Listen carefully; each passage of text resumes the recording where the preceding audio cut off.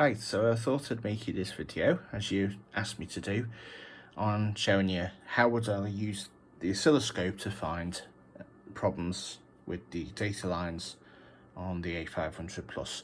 Well, the first things first, I put the 8375 Agnus in, and it turns out, yes, you do need one of those. The 8372 won't work. So our first thing I've done is I put one of those in and put diagram in. So let's see what happens when I switch on. Now right away I know that blue screen is not right. The flickering is, but then you can see that pattern starts to appear red. There's bits of red, and then finally we should get a screen like this. Now that's telling us there's a data bit error, and from the top of the screen each green band, bright green band, is working, and dark green band means it's not working. So that would be telling us D4 has a problem, but it's not always right. So let's look at the board. Now the first thing I found is if I wiggle on this chip, I wiggle it, and you see there, that's making another data bit appear faulty. So that chip socket, either that chip socket has a bad connection or the solder joint is bad. But anyway, let's see what the scope tells us. So we're going to start by just going through each pin on this and seeing what source of signals we see. So pin 1, this is the scope. Now that looks like a line, but if you look closer, let me try and get the camera closer on that. That is actually mostly high, but you can see there's a regular pattern of low pulses, and you can see that the level is near 5 volts. Yeah, and it's going low. If you look up the pin out of that chip, that is actually an enable pin, which is active low. So that's the source of signal you'd expect to see. Now we look at the other things and we see things like that. So we can see that's clearly a digital signal going from high to low. And you can see, I mean, it depends on what sort of vertical sweep, horizontal sweep rate you have set as to what you'll actually see. But you'll see something like that, and that's obviously the data on the data bus. We go to the next pin and we can see things like this, and again, looking at it closely, it looks a bit noisy and nasty, but it is valid digital logic levels. Okay, so we'll go, that was pin 3, that's pin 2, pin 4, once again, pin 5, again, noisy but valid digital signals. 6 looks okay. 7 again looks sort of valid. Pin 8. Now hang on, what's that all about? That just looks like noise, and it's certainly not valid logic levels. So that's what pin 8 is. Pin 8. So let's go have a look at Amiga PCB and find out what's pin 8.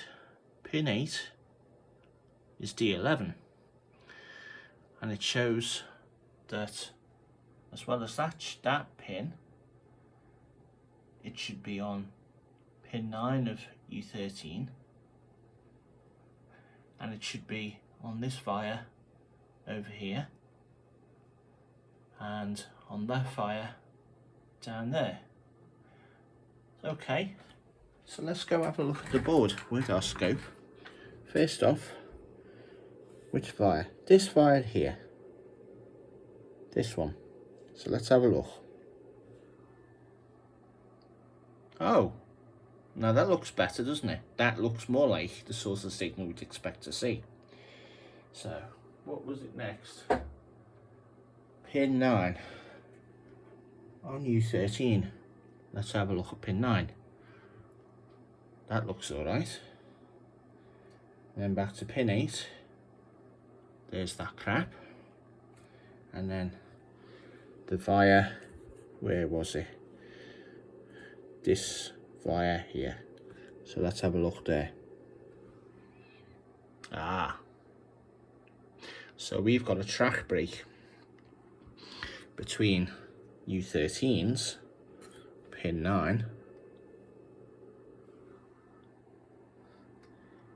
and U12's pin 8.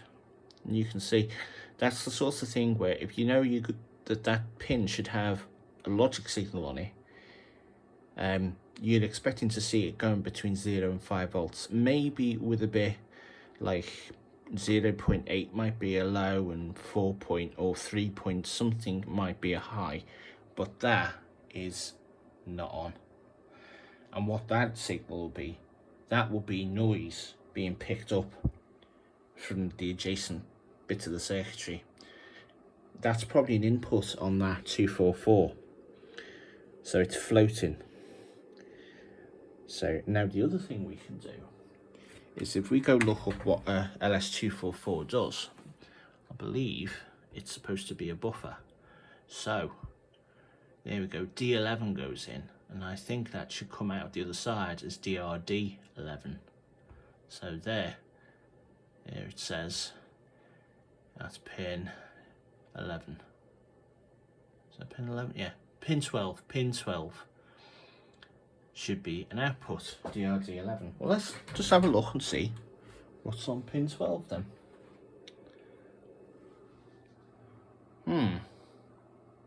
Loads of noise. Although it does kind of look valid, but it probably isn't. That is probably the noise that's being fed into the input of that particular section being interpreted as a logic level. So it doesn't look, so that's not necessarily right. But then again, here's another thing to watch out for though. I've just probed the next pin on my scope near it, and I got a really nasty looking signal. And it turned out to be this pin was corroded. So just give it a bit of a scratch till you get a nice clean bit of metal. There we go, got a valid signal. And this applies to pretty much any signal. Like for example, we knew that signal was what was it? D11 was it? D11. There's a couple of other places we can go and find D11, like for example on the ROM. And it turns out on the ROM, it's this pin here, it's that pin there. So let's have a look. There we go. Same sort of clear valid logic signal. So hopefully that's given you a bit of idea of how you can use your scope to just quickly look at signals, and you'll soon spot when something's not right.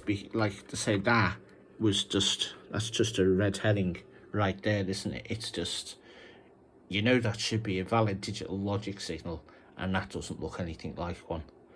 So, and I've learned that doing this with the scope saves so much time, and I reckon this is actually probably better than buzzing out continuity, because you can buzz continuity till you go blue in the face, but this just tells you right away, nice and quickly, that there is something obviously wrong.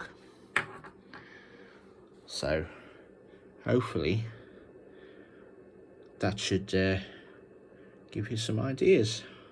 I hope that's helpful.